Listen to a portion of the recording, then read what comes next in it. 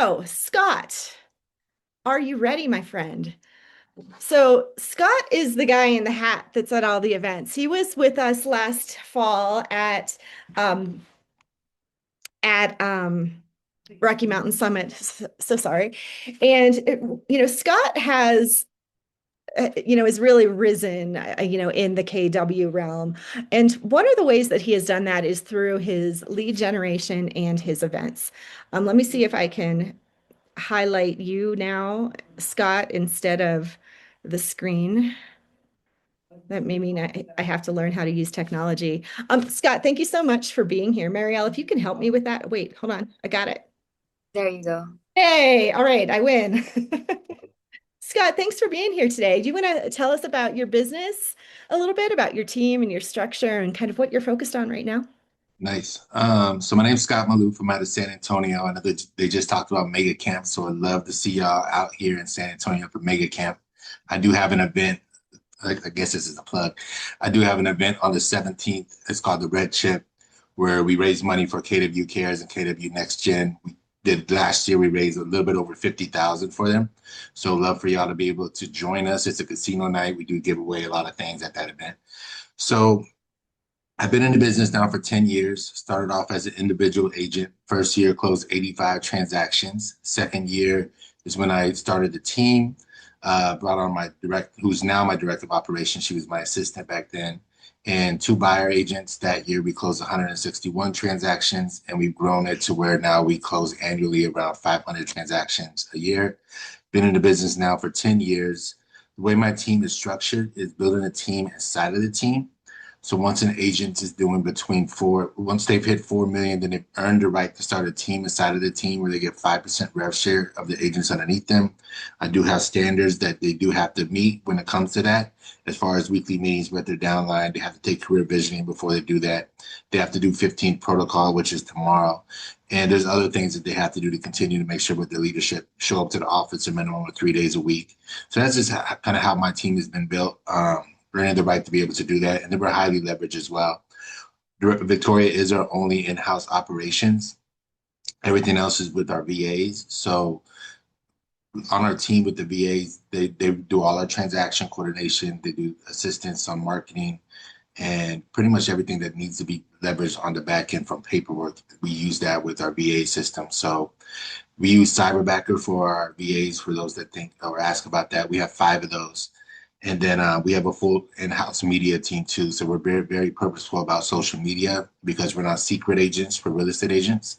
So we want to make sure we put that out as much as possible, and we're consistent on that. So that's a little bit about our team, what we've grown, and how we're continuing to thrive in 2026. This 2026, what are you focused most specifically as this market has So shifted? with the team, we're still, it's very relational based. So we do a thing called 51st dates, where we do a breakfast, lunch, and dinner once a week with 50 different people for 50 weeks. So the coffee, that's the coffee. That's somebody that you're looking to build a relationship with. This is the breakfast.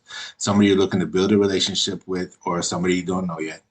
Lunch is with somebody that you are in current relationship with, maybe a vendor or a current client that's in a contract. And then the VIP dinner, that is somebody that has sent you 2 referrals, you've done 2 transactions with, or somebody that's a vendor that you do at least 10 transactions with a year. So when we do these VIP dinners, then we do them correctly. We go to a nice steakhouse or a nice seafood spot, and our goal is to be able to understand what's important to them. So we're asking the questions. I know everyone here knows Ford. So we talk about their family. We talk about, how's work been. We talk about what have they been doing for fun. And then our goal is just to know their goal. And we become connectors. And it's how do we connect them on what they're looking to achieve to be able to help them obtain that by the end of the year. So the question we have to ask is, what is the goal you have for 2026? And then it's our goal to be able to help them achieve that. So that is what our team does. We're very purposeful of that. We do micro and macro events. So during the quarter, if a team member has closed 12 transactions, then we're doing a VIP dinner for those 12 people. We have a videographer in the corner that's taking testimonial videos, and we've dropped in 12 videos a week. We're called Testimonial Tuesdays. So that is something that they can put out on their social media, and it's consistent as well. And then we do our macro events. So we do a lot of philanthropy. So our next one is for single moms. We do a single Mother's Day brunch the day before Mother's Day. So I was raised by a single mom. That's like my upbringing. We actually grew up in Aurora, Colorado, so not too far from some of y'all, off of Alameda and Moline. So single moms, we rent out an Italian restaurant and we have a speaker come speak to the moms. We have this year we have about 100 moms that we're doing this with, and we have stations for the kids on the outside patio where they're making the moms cards, bracelets, flower arrangements. They're doing different type of crafts for their mom. There's a photo booth. While our team is out there with the kids, the speaker is speaking to the moms, pouring into them, and they're all in there together creating a community. Then after the speaker's done speaking, we have a buffet style for the Italian food. The kids go through, they they fill up the plate, we help them with that, and then they serve the mom like to the waiter or waitress, and then they come back and they do it for themselves. And then at the end we do some raffles and some giveaways. So that's our next one we do. We do a big backpack giveaway as well. It's the end of July, early August. We give away 1,000 backpacks with school supplies. We rent out a trampoline park, and the trampoline park has a capacity, so it's for the first 500 are able to go jump that day, and then after that, we give everybody free tickets to come back on another day. So that sells out every year. We've been doing that for 6 years now. Then we also do a coat drive, we do a turkey drive, and there's different things we do for the community. This year, so every year we've done a concert for the last 5 years. Last year we brought in Jeremiah. The year before that was Trey Songz. The year before that was Mario, Bobby Valentino. So we do like an R&B theme at the end of the year where we do a huge concert. We do get sponsors for this event. This event cost us around $80,000, but we get about 150,000 in sponsorships. So it actually makes profit, and then that helps us for other things that we do throughout the year.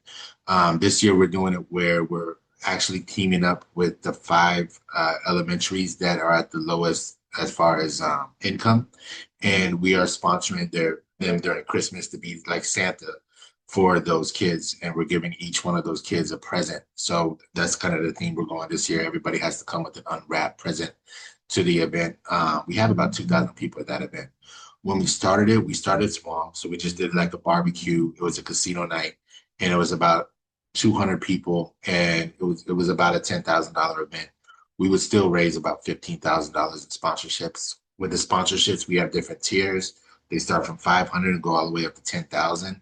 And then our biggest sponsor is a personal injury attorney. He's $50,000 to have a title sponsor, and he we put his name out just like we put in our name out for that event. Yeah, we do all the legwork and everything on the back end. We also do what's called piggyback events. These are different type of events that are going on in the city that are not our event. Yeah, we reach out to the person that's throwing the event. So the next one we have is the San Antonio Brunch Festival. The guy's throwing the event, but he knows the size of our database, he knows our reach, and he knows what we do. So we work with him to where we get a 50% discount for all of our database. We also have a booth. When people come in, they see our booth. We do a giveaway for Spurs tickets. And then we also do we're on all the marketing stuff, and we do a raffle before the event, giving away free tickets to people that we know. So we give away about 10 tickets. We get 50% discount for our people. And then when people show up to the event, they see our signage on banners, they see our signage, they have our booth, and then we get stage presence for our giveaway that we're doing that day. So when we give away the Spurs tickets, we're also giving away we're able to go on stage and kind of shout us out and talk about that. So there's ways to do that in any market. If you look on Eventbrite or on different things that are going on, Facebook events, and you can look for the next 90 days of what's going on this year that just talks to you and say, you know what, I want to be a part of that coffee festival, or I want to be part of, something going on in the mountains. Maybe it's a ski, whatever's going on. So I would just look at what you feel that you can partner with, and then do it together with that person. That person's still throwing the event, yet you still have signage there and you still have this visibility. And by the time somebody leaves the event, they're going to feel like you were one of the ones that was actually throwing it. So that's something we do right now when it comes to events. We have no shortage of events up here, Scott. I actually got an email in the middle of the night when I was having insomnia from the Summit Chamber, letting us know that Oktoberfest in Breckenridge vendor applications are due soon. So that could be an event that we hop into. For Um, sure. we've also sponsored a feature film at the Breck Film Festival too. So um, Nice. so I love this kind of thing. So here's my question. I love that you get involved with the community and the events. And I hear that the sponsors are really helping to underwrite the events that you're doing, correct? Correct. And tell me more about um, your real estate business. How do you turn these people into, customers, clients, and close the deal? So that comes back down to the 51st dates. But there's also a lot we do when it comes to, we do expires. We do our social media marketing. Um, yeah. So when we meet somebody at the event and we're like, okay, this is somebody that I could see us building a future relationship with, then the next one comes down to coffee. And then, but it's not only me, it's my whole team that is doing this. So when you have 20 people doing 20 different coffee, 20 different lunches, and 20 different dinners a week, that's gonna all add up. And then if you're going to the same restaurant, say 2 times a month, and then you're asking them to help sponsor an event, well, then they see that you support them, then they're supporting you. But then also you're a client with them, so they know you're doing real estate. Then they start referring people to you, so it all becomes like a domino effect. So it's the micro is the 51st dates and the smaller events. The macro is the giving back to the community and the big concerts at the end of the year. And then social media is telling your story about what you're doing, how you're doing it, and your involvement in not only the community, but also your knowledge in the city. When I look at social media, I put it at a 80-20 rule. 80% of your social media, you're the journalist. You're talking about what's going on in the city. This is what here, XYZ. The other 20% is the influencer. That's the videos that people maybe laugh about. They think it's funny. Those ones get the engagement. And then the journalist gets the competency. So that's what's going to get people that say, you know what, they know what they're talking about. I like them because of this. They have this going on. So like for San Antonio, what we have next is Fiesta. It's a 3-week party, doesn't stop. Yet there's different type of events, and being able to let the city know about this is what's coming next, or have you heard about this, or this is my favorite food at this event. Being able to be that journalist that lets that people know, or if there's a new development going on in a certain part of the city, it's letting people know before it hits. Like we just got approval for a baseball field that's coming downtown in San Antonio. So putting that out, I put it out on my TikTok and got 80,000 views on it and like 9,000 different likes, and it went viral. Um, so that kind of engagement too of the journalists and letting people know about what the future looks like. So those are the type of things that I'm focused on. We're focused on when it comes to our team. I mean, I think I heard Jason Abrams a couple of months ago say that we're not just real estate agents, but we are media producers, and I hear you saying that. We are we're very purposeful about our media. So we're real estate agents that are also journalists. Yes. Exactly. Um, does your in-house media team basically follow, just create, go to all of your events and then create those social media posts from that? They do. So it got to a place where once I got to a place of doing 50 plus listings, and y'all's listing photos are definitely more expensive than ours because you have some really nice properties, especially in the mountains. But for me, it got to a place where the amount I was paying for photos was a salary. And then I was like, it makes more sense for me to have somebody in full time in house. Yet once you build that out, it's just like agents that join your team. Your road has to be big enough for their road to fit inside of it. So from there, it was okay, we got to build, like, okay, you've been with me now for 2 years.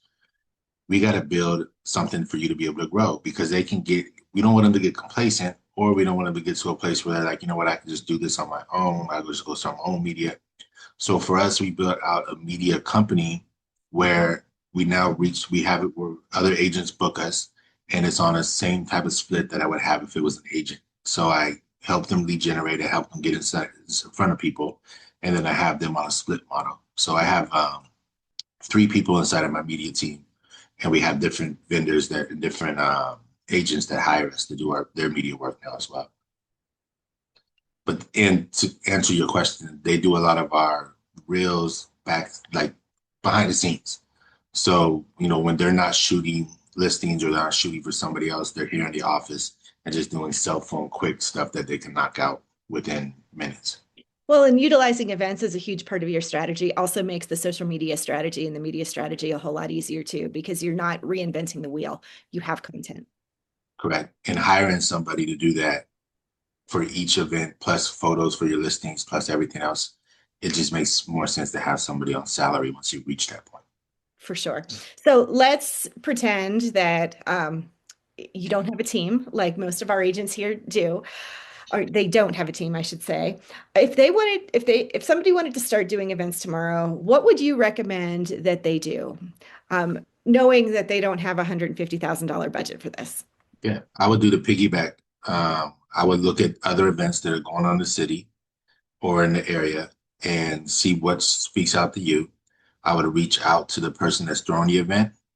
You can find their information very easily. You can just chat GPT it. And then I would reach out and say, I would love to be able to partner with you. Do you mind if we go to coffee? So then you're doing a 51st date.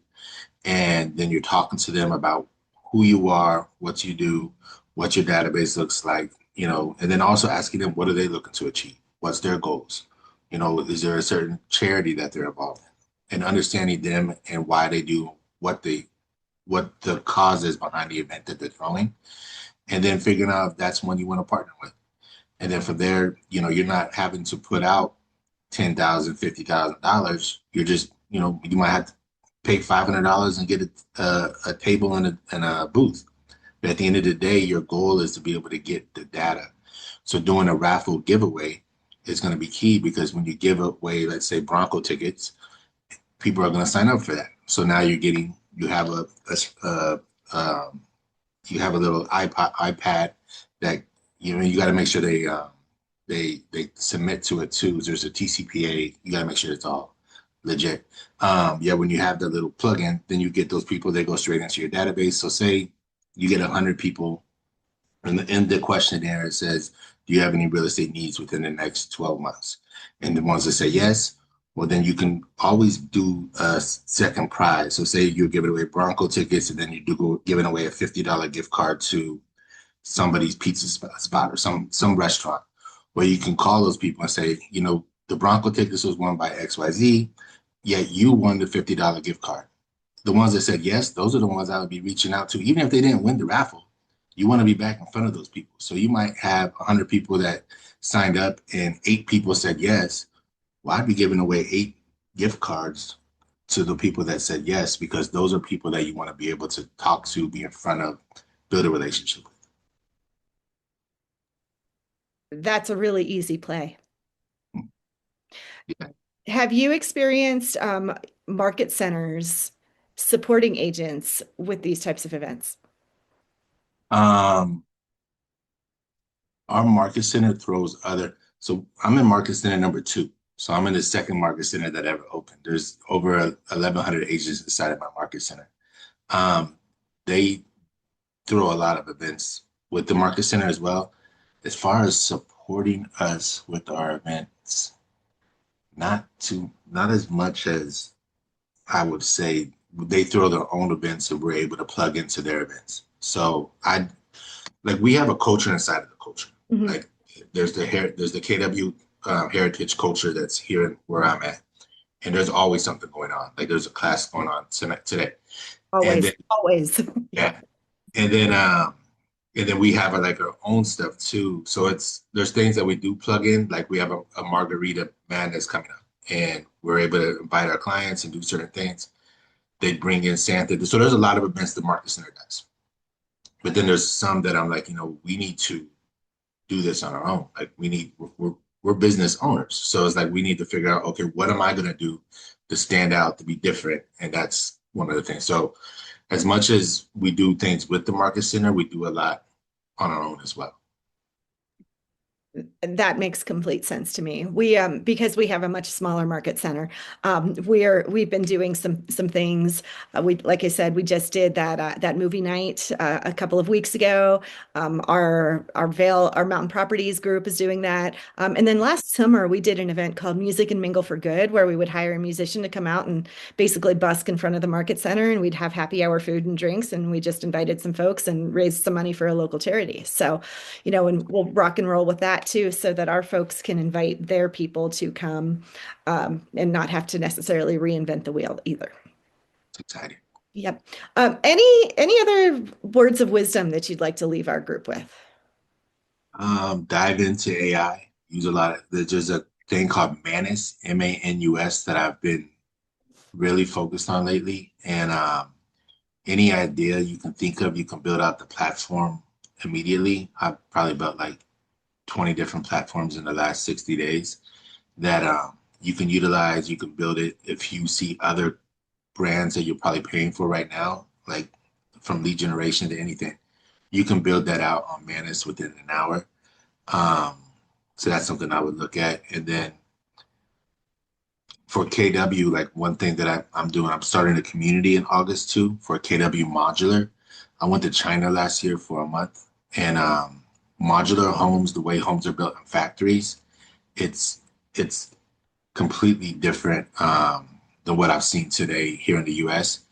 So there's some companies here in the US that we're partnering with KW. So I'm starting a community called KW Modular.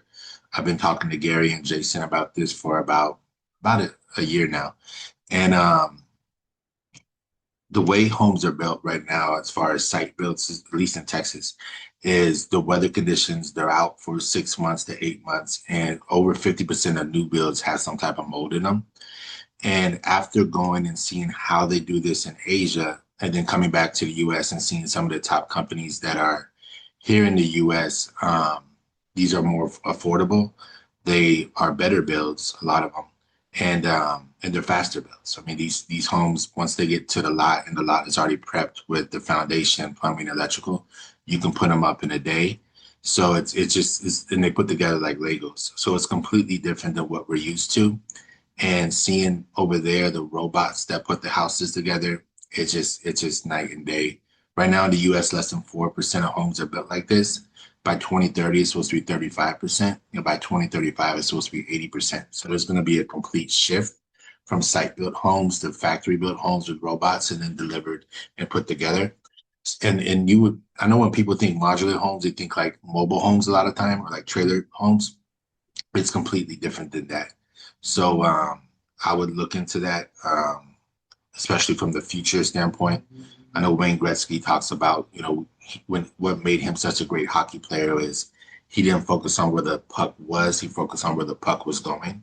And, we still need to, when you think of an analogy of like the sink and the well, we still need to focus on the sink, the now, yet you also need to start looking at the well and what the future looks like.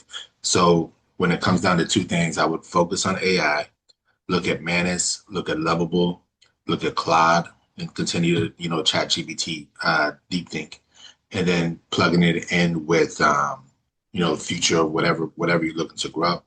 So those are the, I guess, things that I would say. Awesome. I have somebody I need to connect with you on the modular, because we've been having some conversations around here about modular homes, and we've actually toured a couple of factories locally. Nice. So it's really interesting, actually. Awesome. Um, Um, does, I, Go so ahead. the modular companies, like I'm going to Vegas tomorrow. I've already met with them twice with Boxable. And Elon had invested in them. So that's one of the companies. There's like, so the goal by Mega Camp is to have at least 10 companies that we're partnered with and pre-negotiate the commission for the agents that are part of KW. And then we're Cool. launching the community, and it'll be a free community. And then there's different parts once you get certified, and then once you become an ambassador. But that's our biggest thing, is going to these modular companies between now and then and making sure we have a commission already negotiated with these companies. That way it's easier for us to plug and move. Awesome. I'll connect with you on that too. Um, does, Awesome. any, does anybody have any questions for Scott? Don't be shy. That's it. Let me see. Savannah, anything? I know. I'm just going to pick on you today. Hi, Scott. Hello, Savannah. I know her group does some pretty high quality events as well, as does the Skinner team too. So, all right, well, if nobody has any other questions, thoughts, or anything for Scott, thank you so much for being here with us today. And I'm going to be presumptive and say, Scott, when you come to Rocky Mountain Summit, we've got some pretty cool homes that we can probably get you into to tour. We just had a luxury tour that Ann Skinner put together for our crew, and we saw some pretty wild places. So. I would love that. Yeah, That'd be great. awesome. Awesome. Good stuff. All right. Well, thank you so much. Have a great day. Thank you so much Look for forward. everything. Thank you. God bless.